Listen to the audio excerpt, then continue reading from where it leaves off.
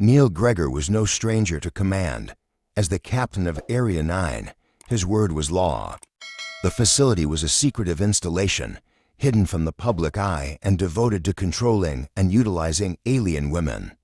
These women, many of them possessing remarkable abilities or unique physical traits, were stripped of any identity beyond their assigned tasks. Area 9 was not just a workplace, it was a machine of control, designed to extract labor from its inhabitants while keeping them compliant within cold, metal cells. Neil took pride in maintaining order in the facility. His inspections were legendary for their severity, and his presence alone was enough to ensure that no one human or alien stepped out of line. Yet behind his hard exterior was a man burdened by years of unyielding duty. Neil was effective, respected, and feared, but he was also profoundly isolated. His life was defined by control, but he had little control over the growing void within him. One night, while poring over reports in his office, Neil felt an inexplicable restlessness. The silence of the facility seemed to press in on him, heavy and suffocating. Without warning, he decided to conduct an inspection. These surprise visits kept the staff sharp and the alien workers fearful. They were also a ritual Neil clung to, a way to reaffirm his authority. As Neil rose from his desk, he radioed his orders to the control room. Moments later, the facility's intercom blared to life, its mechanical voice reverberating through the corridors. "Attention, all workers to your feet. Captain Neil Gregor will be inspecting your cells immediately." The announcement sent a wave of unease through the facility. Alien women stood quickly, their glowing eyes betraying their fear. Each one knew the rules: stand at attention, remain silent, and avoid drawing any attention. Compliance was survival. Neil moved with precision as he began his rounds. His boots echoed on the metal floors, and his sharp eyes took in every detail. He checked the condition of the cells, the posture of their occupants, and the general orderliness of the environment. His face betrayed no emotion, but his mind was keenly alert. As he approached the next cell, something unusual caught his attention. A faint but distinct scent hung in the air, unlike anything he had encountered before. It was sweet and heady, with a sharp undertone that seemed to awaken a part of him he hadn't felt in years. Intrigued, he stepped into the cell. What he saw was unexpected. The woman inside was not standing at attention like the others. Instead, she lay languidly on the narrow bed, her body draped in a way that exuded confidence and defiance. Her skin shimmered faintly in the dim light, catching his eye with an otherworldly beauty. Her hair cascaded around her, framing a face that was both delicate and sharp. Most striking of all were her eyes, luminous and piercing, as if they could see straight through him. For a moment, Neil was stunned, then his anger flared. "Get up," he barked, his voice cutting through the stillness. "Do you think this is a joke?" The woman didn't move. Instead, she raised a slender finger to her lips and made a quietchy sound, silencing him with a gesture so audacious it left him speechless. "Turn off the lights," she said, her voice soft but commanding. "Order everyone to lie down, then come back, alone." Neil's mind raced. Who did this woman think she was? Her behavior was beyond insolent, it was dangerous. Yet, despite himself, he felt an inexplicable pull toward her. The scent, the sound of her voice, the way she held herself, it all seemed to cloud his judgment. Against every instinct honed over years of command, he stepped back into the hallway and reached for his radio. "All personnel, stand down," he ordered. "Lights off, inspection is canceled. Everyone, return to rest." The announcement sent shockwaves through the facility. It was unheard of for Neil Gregor to cancel an inspection, yet no one dared question him. The lights dimmed, and the heavy cell doors slid shut, plunging the halls into near darkness. Neil returned to the woman's cell.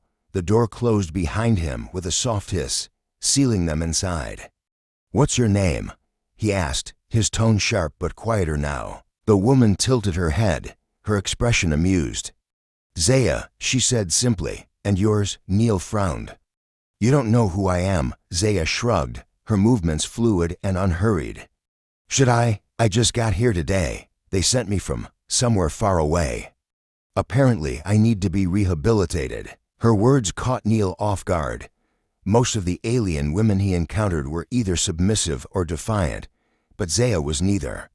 There was a calmness to her that unnerved him, as though she was in control despite the power imbalance between them. "You're bold," Neil said after a moment. "And you're curious," Zaya replied, her lips curving into a faint smile. "Too curious for someone in your position." Neil's eyes narrowed, but he said nothing. For the first time in years, he felt a flicker of something unfamiliar and urged to stay, to learn more about this enigmatic woman. What began as a tense standoff gradually softened into conversation. Zaya asked questions, her voice warm and probing, and Neil found himself answering them. She spoke little about herself, instead drawing him out with quiet persistence. Before long, Neil was sharing things he had never spoken of: his frustrations, his regrets, and the loneliness that gnawed at him. Zaya listened intently, her gaze never wavering. There was no pity in her eyes, only understanding. As the hours passed, the dynamic between them shifted. Neil, who had entered the cell as a commander, now found himself feeling something he couldn't quite name. Zaya's presence was magnetic, her voice a balm to his weary soul. At some point, the distance between them disappeared. Neil leaned in, his hand brushing against hers. Zaya didn't pull away. Their eyes met, and in that moment, the walls Neil had built around himself began to crumble. The kiss that followed was tentative at first, as if both were testing the boundaries of this fragile connection. But within moments, it deepened into something fierce and undeniable, igniting a spark that neither could resist. For the first time in years, Neil felt truly alive. The weight of his rigid life momentarily lifted. Zaya's lips were warm against his, her presence both soothing and electric. Her hands slid up to his shoulders, drawing him closer. Neil, usually so composed and in control, found himself surrendering to the moment. His hands cupped her face, his calloused fingers brushing against her silken skin. For someone who had built his existence on walls and discipline, this sudden intimacy was both a revelation and a release. As the kiss broke, their breaths mingled in the quiet of the cell. Neil pulled back slightly, his forehead resting against hers. What are you doing to me?" he whispered, his voice thick with both confusion and longing. Zaya smiled faintly, her luminous eyes holding his gaze. "I'm not doing anything you don't want," she replied softly. Her words hung in the air, challenging Neil to confront feelings he'd long buried. Neil stood and began pacing the small space, his hands running through his hair. He was a man of discipline, and yet here he was, unraveling in front of a woman he had met mere hours ago. A woman who was, technically, under his command. "You're dangerous," he said finally, turning to face her. "You shouldn't be able to get to me like this." Zaya remained seated, her expression calm but unreadable. "Dangerous?" she repeated, tilting her head. "Or just honest?" Her words struck a nerve. Neil had spent so long suppressing his humanity under the guise of authority that the idea of vulnerability felt foreign.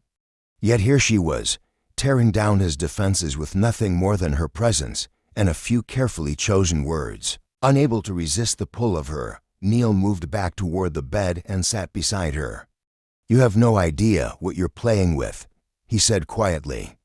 Zaya reached out, her fingers brushing against his. "I'm not playing, Neil. I think you've been pretending for so long that you don't even remember who you are anymore." The rawness of her statement took him off guard.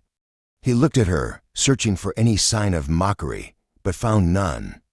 Her gaze was steady, her expression earnest. For a long moment, they sat in silence, the only sound the faint hum of the facility's machinery. Then, slowly, Neil leaned in again, his lips brushing against hers in a kiss that was gentler this time, but no less charged. Their connection deepened as the night wore on. Zaya, despite her initial mystery, revealed a warmth and a strength that drew Neil in further. She spoke of her home, fragments of a life she had lost when she was brought to Area 9. Her words painted vivid images of skies that shimmered with 3 suns and oceans that glowed in the dark. Neil listened intently, his usually guarded demeanor softening with every word. In return, he shared pieces of his own story growing up under a father who valued discipline above love, the relentless pressure to rise through the ranks, and the loneliness that came with being at the top. "You're not the man they think you are," Zaya said at one point, her voice quiet but certain.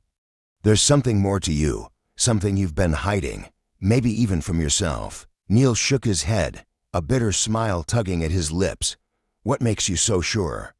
"Because I can feel it," she replied, placing a hand over his chest, right where his heart beat steadily beneath the fabric of his uniform. Her touch sent a jolt through him, and for a moment, he couldn't speak. Instead, he covered her hand with his, holding it there as if to anchor himself. The hours melted away as their connection grew. At one point, Neil found himself lying back on the narrow bed, Zaya beside him. She rested her head on his chest, her fingers tracing idle patterns on his arm.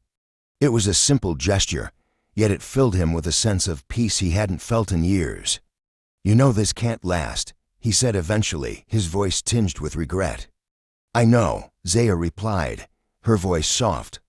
"But sometimes, even a moment can be enough." Neil tightened his arm around her, pulling her closer. He didn't want the night to end, but he knew it had to. As dawn began to creep into the facility, a faint light seeping through the high, reinforced windows, Neil stirred. He sat up reluctantly, careful not to disturb Zaya, who had dozed off beside him. For a moment, he watched her, marveling at how serene she looked despite the cold reality of their surroundings. But as he rose to leave, Zaya's hand shot out, grabbing his wrist. Her eyes opened, and she fixed him with a look that was both pleading and determined. "Wait," she said, her voice cutting through the stillness. Neil froze, his heart pounding.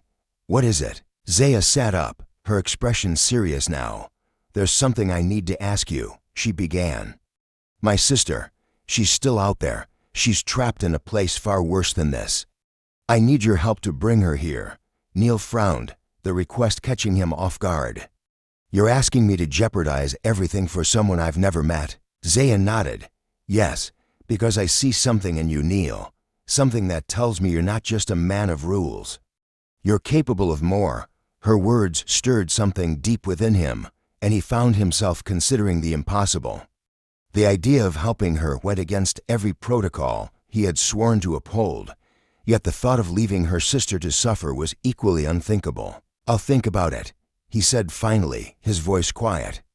Zaya's lips curved into a small, hopeful smile. "That's all I can ask." As Neil stepped out of the cell, the heavy door sliding shut behind him, he felt a strange mixture of emotions: relief, longing, and an unshakable sense that his life had just changed forever. The path ahead was uncertain, but one thing was clear. He could no longer ignore the cracks in the walls he had built around himself. And somewhere deep inside, he didn't want to.